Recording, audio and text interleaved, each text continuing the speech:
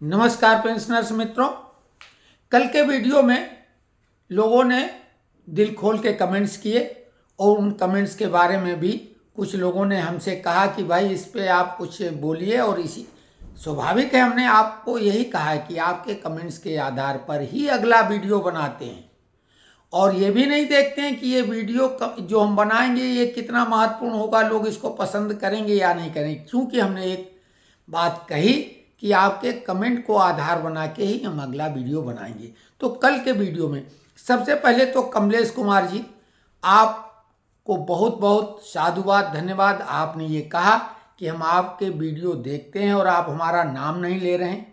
हालांकि नाम लेने की आवश्यकता क्या, जब हम आपको बंधु मित्र बोलते ही हैं तो आप तो अपने ही हैं, नाम लेने की आवश्यकता होती ही नहीं है कि हर बार में। लेकिन आपने कहा तो चलिए, आपका नाम है। और जिन लोगों के हम नाम नहीं ले पा रहे हैं, विशेषकर जिन लोगों ने हमारे को कुछ सुझाव दिए या आलोचनात्मक बात कही, उनका भी स्वागत है। क्योंकि हम देख रहे हैं अब लोग तरीके और सलीके से ही अपनी भाषा में बात रख रहे हैं, इक्के दुक्के को छोड़ के। वो अपनी हरकतों से बाज नहीं आने वाले, कोई फर्क नहीं पड़ रहा। लेकिन एक बेहद महत्वपूर्ण एक सज्जन ने कही, जिसके आधार पर हमने एक वीडियो पहले भी ये बात उसमें उठाई थी वीडियो में, कि हमारे को 4% ये मिलने की जो घोषणा कर दी गई, कुछ लोगों ने इसे खुशखबरी, तो किसी ने सौगात, तो किसी ने गिफ्ट, तो किसी ने इसको खुशखबरी या तोहफा बताया। खुशखबरी कुछ हद तक चल सकता था, हालांकि खुशखबरी तो कोई बड़ी चीज हो, ये तो स्वाभाविक एक फार्मूलेटेड बात है। लेकिन चलो खुशखबरी उनने दे दी एक बार, ठीक है। लेकिन तोहफा, गिफ्ट, सौगात, भैया क्यों? सुप्रीम कोर्ट ने एक बार नहीं कई बार कहा और हाई कोर्ट ने भी कहा कि पेंशन कर्मचारियों का जो सेवानिवृत्त हुए हैं उनका अधिकार है, ये कोई अनुकंपा या कृपा नहीं है। अपना पूरा जीवन समर्पित कर दिया, गोल्डन लाइफ, वो समाप्त करने के बाद आदमी 60 साल में पूरा अपना जीवन दे देता है कीमती, उसके बाद जो इतना कुछ मिल रहा है ये क्या है? ये उसका अधिकार है। और उस पे भी ये जो कुछ उससे जुड़े हुए जो भत्ते बढ़ते हैं, तो ये इसके लिए इतने इतने बड़े शब्दों की आवश्यकता नहीं। हाँ, एक शब्द और बल्ले बल्ले का इस्तेमाल किया जाता है। तो ये सब बिल्कुल इस तरह के तो वीडियो को आप नहीं देखें। अगर हम भी ऐसे शब्दों का इस्तेमाल करें तो उसको तो खारिज करो, क्योंकि क्या दिखाना चाहते हैं। एक और बात है कि आखिर में हमेशा की तरह आज भी एक टिप्स देंगे, वो बेहद महत्वपूर्ण होगी। लेकिन इसके अलावा एक सज्जन ने सुझाव दिया कि हमें पोस्ट कार्ड अभियान चलाना चाहिए अपनी मांगों को लेके। सुझाव अच्छा है, लेकिन ये एक्सपायरी डेट वाला सुझाव है। अब पत्र वगैरह इस तरह के नहीं, आज पत्र भी लिखे जाते हैं तो वो भी ऑनलाइन तत्काल भेज दिए जाते हैं। हम जो तरीका अपनाने जा रहे हैं, एक तो अभी जो ये चुनावी माहौल है, नई सरकार जो भी बनेगी, संभावना इसी की है, लेकिन जो भी बनेगी, हम इस सरकार को क्या कहें, आचार संहिता लगने के बाद तो सरकार के हाथ बंद जाएंगे, कोई घोषणा ही नहीं कर पाई। तो अगर अभी हम कोई अभियान चलाएं, क्योंकि अब तो 1-2 दिनों में ही समझो आचार संहिता लग जाएगी, तो अब ऐसे में आप बोलिए कोई अभियान चलाने का कोई लाभ नहीं। और जो भी अभियान चलाएंगे वो इसी आधार पर चलाएंगे, सोशल मीडिया पर, और उसकी गूंज और उसकी आवाज़ सुनाई दे। और आगे केवल बात रखना नहीं, उस पर दबाव कैसे बनाया जाए वो भी एक रणनीति तैयार की जाएगी। और हम लोगों में से जो जिम्मेदार लोग हैं, जो सक्रिय हो सकते हैं, उनका सहयोग लिया जाएगा। हमने केवल अपने को इसमें कि भाई हमारी भूमिका केवल इसको माला गूंथने वाली रहेगी। हम उसको ये नहीं कि उसको हम पहनने के लिए आतुर हैं, हम कोई पद लेने के लिए बिल्कुल उत्सुक नहीं है, लेकिन हम एक संयोजक की भूमिका निर्वाह अवश्य करेंगे और इस बात को आगे बढ़ाएंगे। जो सक्रिय हैं, जो समय दे सकते हैं, फिट हैं पूरी तरीके से तन मन से, धन बिल्कुल महत्वपूर्ण नहीं, वो उनको भी हम जब चर्चा इसी मीडिया में करेंगे, सोशल मीडिया प्लेटफॉर्मों पे, तो वो स्वाभाविक है, उनमें से हम लोग ही मिलके किसी को अपना मेन जिम्मेदार व्यक्ति बना लेंगे। लेकिन ये टीम होगी और एक का रोल और भूमिका और विचार बेहद महत्वपूर्ण होंगे। अब रही बात कि सरकार 4% डीए की तो घोषणा कर चुकी, लेकिन मार्जिन की कोई बात नहीं।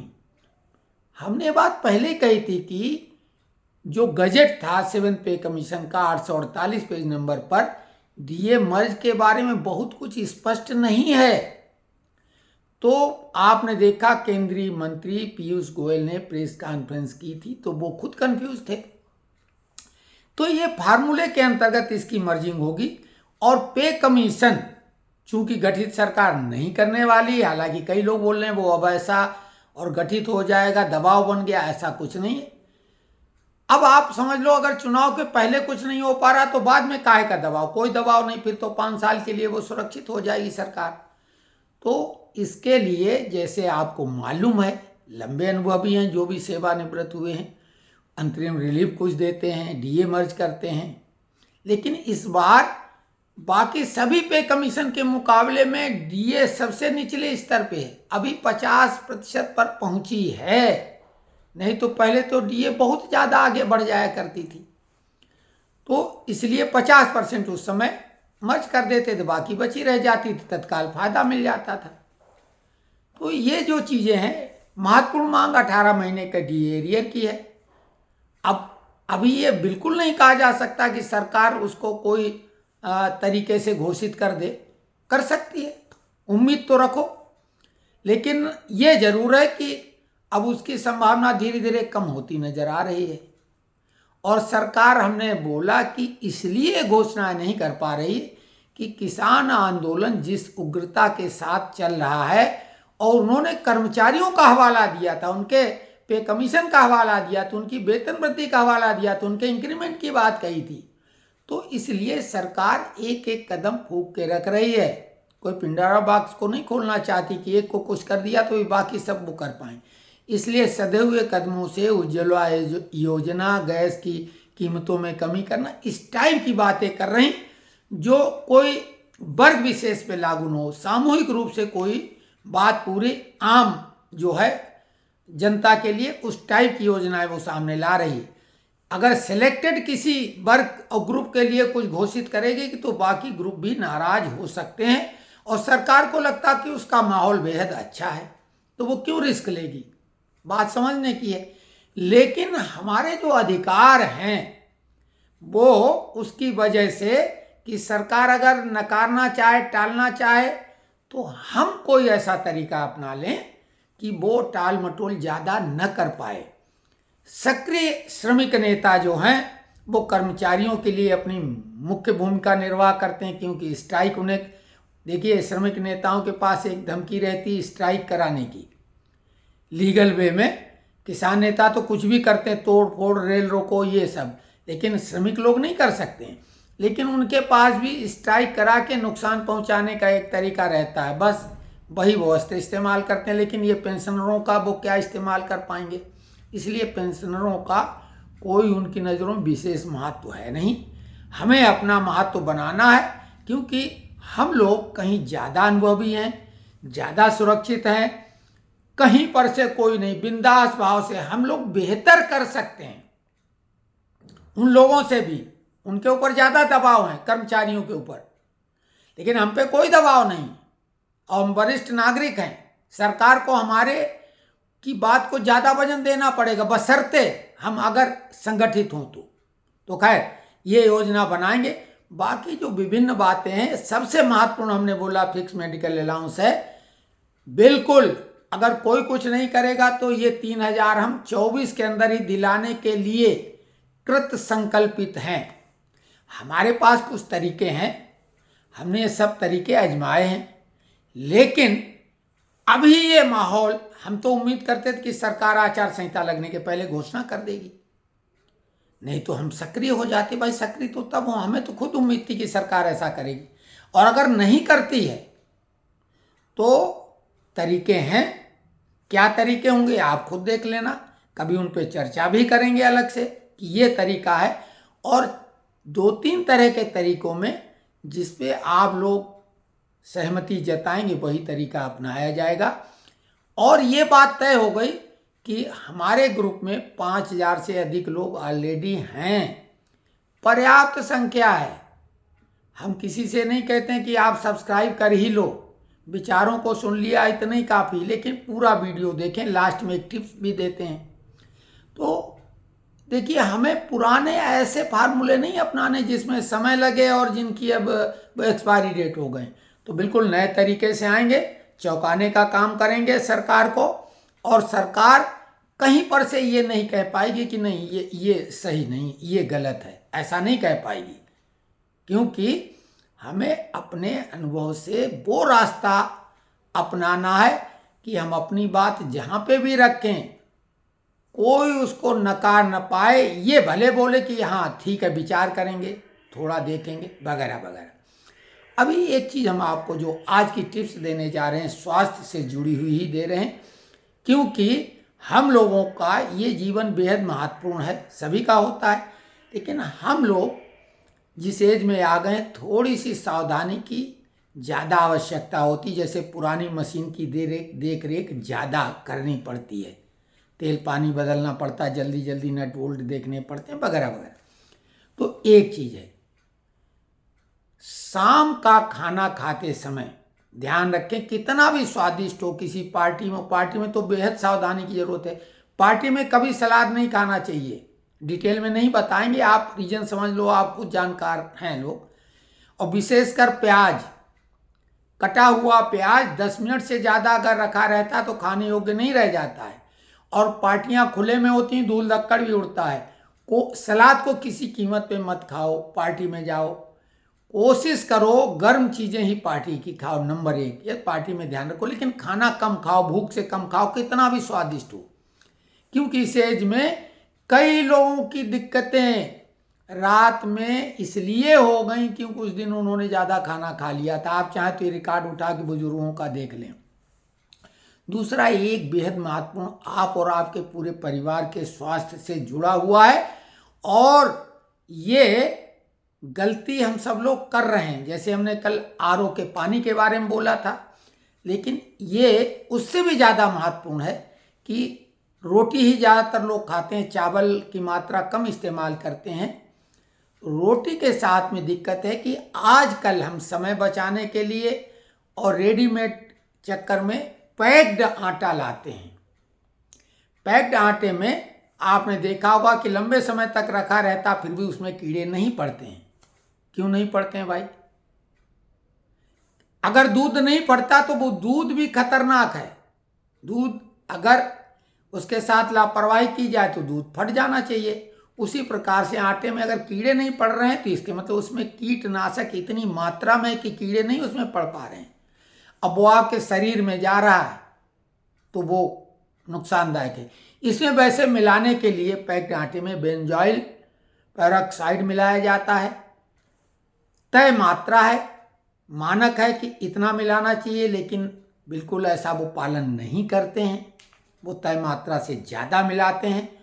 और जो कीड़ों को नहीं पैदा होने दे रहा है, शरीर के अंदर जाके हमारी जो बैक्टीरिया अच्छी वाली हैं उनको भी वो नुकसान पहुंचाता है, और उससे हमारी प्रतिरोधक क्षमता प्रभावित होती। लीवर, आंतें, किडनी, बीपी, शुगर, ये सब होते हैं।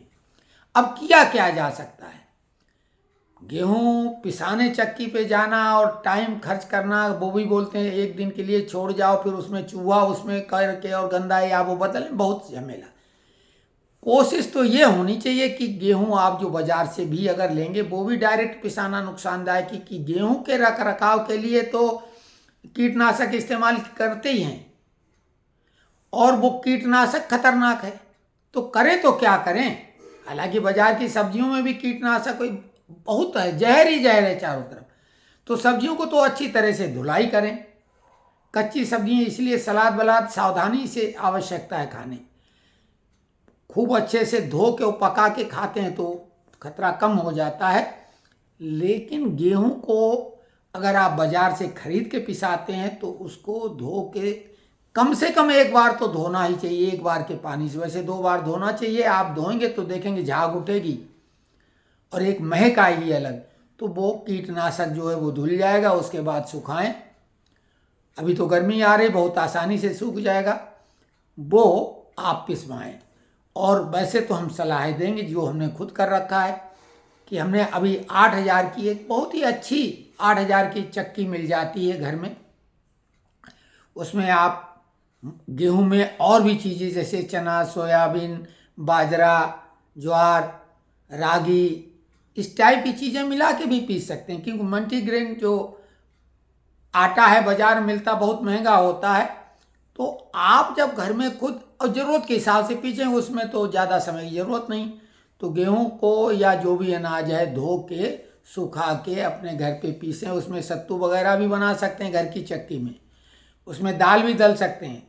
बड़े शहरों में और सस्ती मिलेगी। हमने तो ये छोटे शहर में 8,000 की ली, बहुत अच्छी।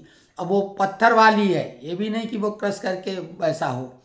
तो ये एक अच्छा, हम चाहते हैं कि सभी लोग परिवार के एक स्वास्थ्य को ध्यान में रखते हुए आरओ के पानी को, जैसा हमने कल बताया कि TDS 100 के ऊपर ही रखें। और उसके लिए TDS नापने का जो मीटर है वो रखें, बेहद सस्ता होता है। और ये अनाज मल्टीग्रेन आटा चुनें, मोटा पीसें, चोकर को निकाल के उसको चुन के फिर से मिला के खाएं। ये है बेहद तरीका। सब्जियों को अच्छे से धो के खाएं। देखिए, इस वातावरण में हवा भी जहरीली है। AQI जो है गांव में भी अब तो AQI बढ़ गया है। 50 होना चाहिए, लेकिन 50 अब कहीं नहीं है। 200 के आसपास तो अब कस्बों में होने लगा है। तो क्या करोगे? जहरीला आदमी अब खुद आदी हो चुका है। पहले तो बीड़ी सिगरेट पीता था, उसको कहा जाता उससे ज़्यादा प्रदूषण हवा में है। तो खैर, ये चीज़ें हैं, सावधानी बरतें। और अगर आप ज़्यादा आटा चक्की से पिसा के रखते हैं, आपको मालूम हमारा गेहूँ ठीक ठाक है, क्योंकि अभी जो नया गेहूँ आएगा उसमें तो कीटनाशक नहीं मिला होगा। ज़्यादा आटा अगर रखना है तो उसमें कीड़े न पड़ें, तो उसके लिए कोई पेस्टिसाइड के बजाय उसमें थोड़ा सा नमक मिला दें पूरे आटे में, नमक पिसा हुआ, और मिला के अगर रख देंगे तो आटे में कीड़े नहीं पड़ेंगे। नमक, आपने देखा कुछ लोग रोटी बनाते समय नमक भी आटे में मिला लेते हैं। वो मिलाने का कोई विशेष महत्व तो नहीं है, लेकिन अगर आटा में नमक मिला के रख दिया जाएगा तो कीड़े नहीं पड़ेंगे। उसी तरीके से चावल में आपने देखा होगा कुछ लोग कपूर डाल के रखते हैं, तो चावल में कीड़े नहीं पड़ते हैं। तो खैर, सामान्य सी जानकारी है, आप में से अधिकांश लोगों को मालूम होगी, लेकिन हमने बार बार ये बोला कि हम ये ज्ञान प्रदर्शन नहीं कर रहे हैं, भूली बिसरी यादों को ताज़ा भी कर लेते हैं और एक आम चर्चा करना चाहते हैं। ये नहीं कि महाज्ञानी बन के ज्ञान परोस दें। ये अवश्य है कि सकारात्मक बात करते हैं। कोशिश ये होती है कि जो बात कहें किसी का अगर हित भी नहीं तो अहित तो न हो। हाँ, हम अपनी शक्ति सामर्थ्य को अगर एकजुटता प्रदान करेंगे बिना कोई धर्म, जाति, संप्रदाय, क्षेत्र, भाषा के भेदभाव के, तो हम ज़्यादा ताकतवर होंगे और पूरे भारत में आपकी उपस्थिति होगी। आपको बड़ा आनंद आएगा। धीरे धीरे हम एड्रेस भी शेयर करेंगे सब। किसी शहर में जाएंगे तो आप कह पाएंगे हमारे वहाँ इतने मित्र हैं। कोई पूछेगा तो बोलेंगे हाँ उस शहर में हमारा अमुक मित्र है, हम उसको फ़ोन कर देंगे। धीरे धीरे हम लोग कम से कम ये एक ऐसा ग्रुप बनाएं कि ये जीवन जो हम लोगों का कोई बहुत ज़्यादा जीवन की शाम हो ही गई है, तो काल रात्रि आए इसके पहले अगर हम इस तरह का संपर्क कर पाएंगे जो कि आज फटाफट हो सकता है, तरीका ढूंढने की आवश्यकता, और वो हम हमारे दिमाग में है तरीका। लेकिन हमने बोला कि इस चुनावी आपाधापी में हम अगर कुछ करते हैं, जैसे आंधी आई हो उसमें आप छाता लेके निकल पड़े, तो नहीं। बिल्कुल आप लोगों को कोई भी ऐसी बात नहीं लगेगी कि हम इसको अपने लाभ के लिए कुछ करने जा रहे हैं। सबसे अहम बात, जब हम अगर अपने लाभ के बजाय सही सोच करेंगे तो परिणाम ज़्यादा अच्छा निकलेगा ही। वीडियो कैसा लगा कमेंट्स लिखें, क्योंकि अगला वीडियो बनाने में हमको बहुत जो है उससे सहायता मिलती है। और ये भी बता दें, जो टिप्स वाली बात है, हमने बोला कि हम वो टिप्स बताएंगे जो अनुभव करके बिल्कुल हमें लगता कि इसका परिणाम 100% सही आया है, वही बताएंगे। नहीं तो गूगल गुरु कुछ भी बताने को तैयार है। हम केवल गूगल गुरु की बात को नहीं मानते हैं। और जिस दिन किसी को ये लगे कि गूगल गुरु से, हम खुद उसको गूगल सर्च इंजन न बोल के गूगल गुरु बोलते हैं, लेकिन इस दावे के साथ कि हम सवाल किसी दिन पूछते हैं, अच्छा डालेंगे और कहेंगे गूगल गुरु से आप जानकारी जुटाओ, देखें कितनी वो जुटा पाते हैं, कितने लोग जुटा पाएंगे। किसी दिन अच्छा एक प्रश्नमाला ऐसी डालेंगे और उसमें गूगल को चैलेंज ठोकेंगे कि ये प्रश्नों के उत्तर गूगल से लेके दिखाओ, तो आपको लगेगा आनंदित जीवन जीने के लिए केवल धन ही महत्वपूर्ण नहीं। धन तो केवल साधन है, साध्य नहीं है, ये ध्यान रखो। वस्तुओं में, चीजों में, धन में, दौलत में, जगह में नहीं, आनंद अंदर है, वो आपको छलकाना है तो आपका जीवन परम आनंदित हो और हम लोगों की कोई ऐसी एकता बन जाए जो हर शहर में हम लोग कह पाएं कि किसी भी शहर की बात करो, हमारा वहाँ कोई न कोई तो मित्र होगा।